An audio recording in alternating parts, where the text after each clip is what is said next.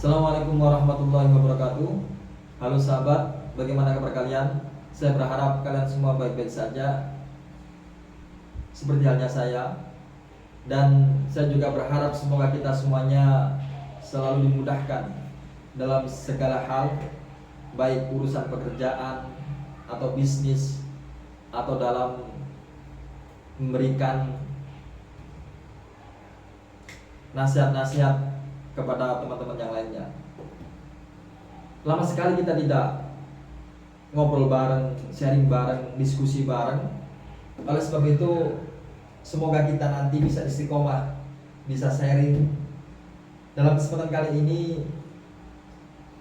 saya akan sedikit memberikan ilustrasi tentang konsep Imam Al-Ghazali yang ditawarkan.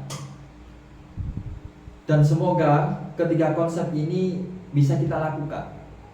Karena ketika kita melakukan tiga kunci yang diberikan Imam Al-Ghazali, maka insya Allah kita akan lebih dekat dengan Allah Subhanahu wa Ta'ala.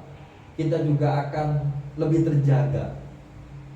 Dan pastinya kita menambah pengetahuan untuk menjalani hidup ini agar lebih bermakna.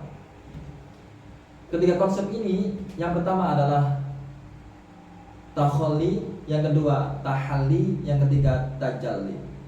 Di mana ketiga konsep ini seringkali dikaji oleh teman-teman yang masuk dalam dunia tasawuf.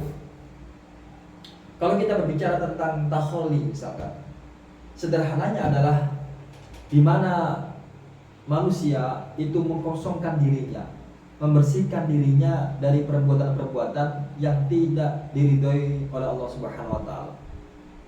Apapun bentuknya, ketika Allah melarang itu, maka tidak ada alasan lain untuk tidak mematuhi itu. Sehingga dalam kata lain, kita harus sami'na wa ata'na untuk menjalankan larangan Allah tersebut.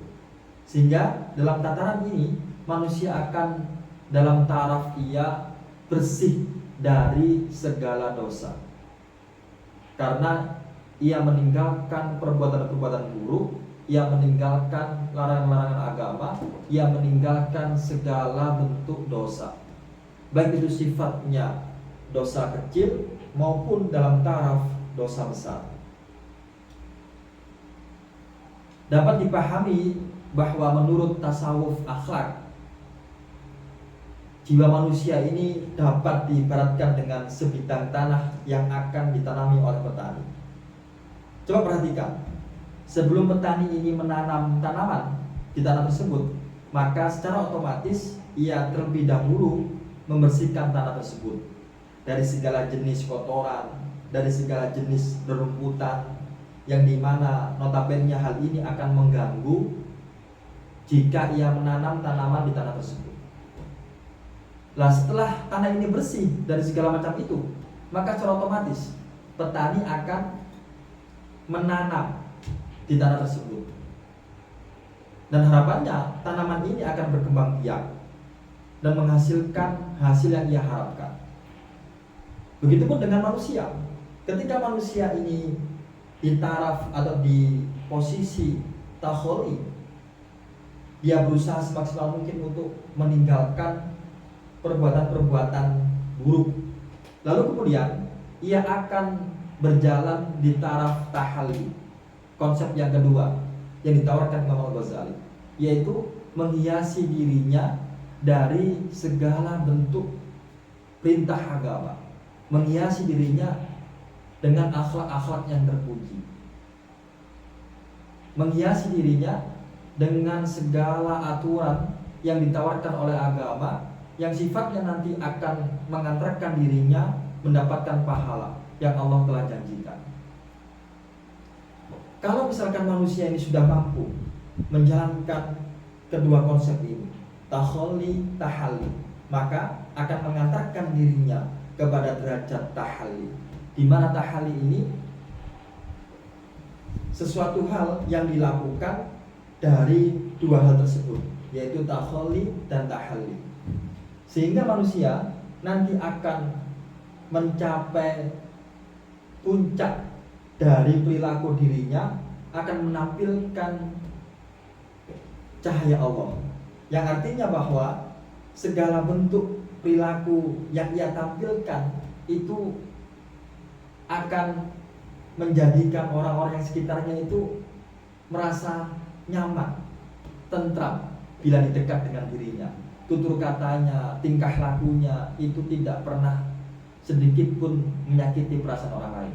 Dan bahkan sifatnya itu akan melindungi dari orang-orang yang ada di sekitarnya, sehingga orang yang berada di sekitarnya, di sekelilingnya itu akan merasa tenang, nyaman, damai.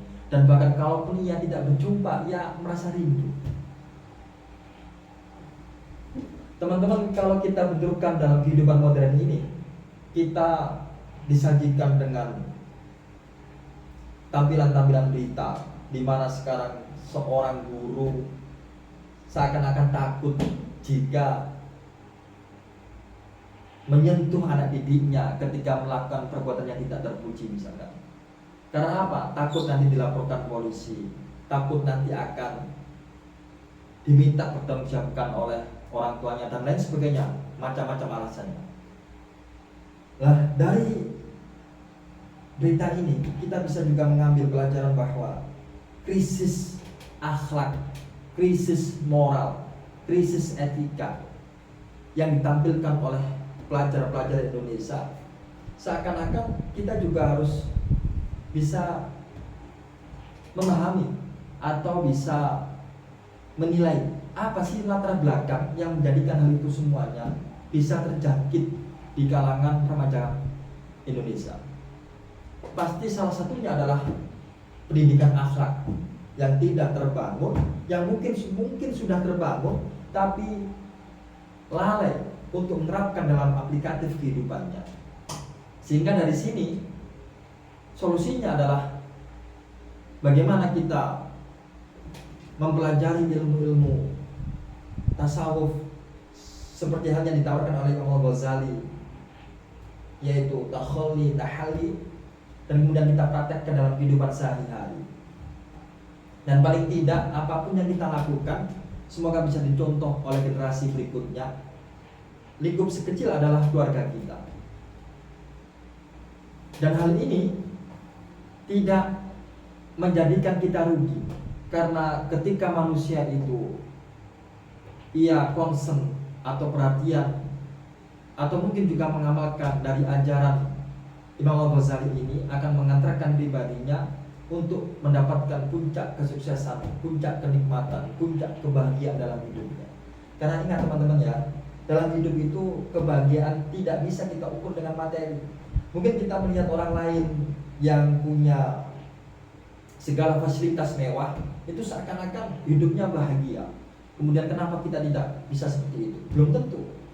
Karena kebahagiaan itu tidak bisa didapatkan oleh seseorang jika ia tidak dekat dengan Allah Subhanahu wa taala.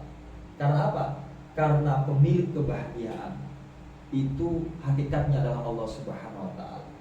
Nah, jika kita ingin mendapatkan itu, maka dekatilah yang memiliki puncak kebahagiaan.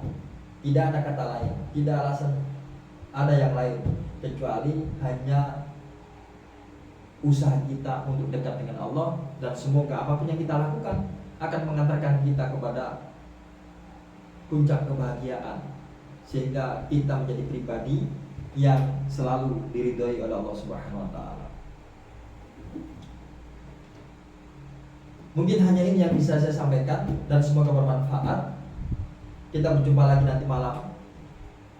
Dan insya Allah saya akan berusaha istiqomah berbagi kepada kalian semuanya tentang mungkin problematik atau solusi atau apa, dan mungkin bisa teman-teman juga sharingkan di kolom komentar. Nanti kita diskusikan rame-rame. Kurang lebihnya saya juga minta maaf. Saya akhiri sekian. Wassalamualaikum warahmatullahi wabarakatuh.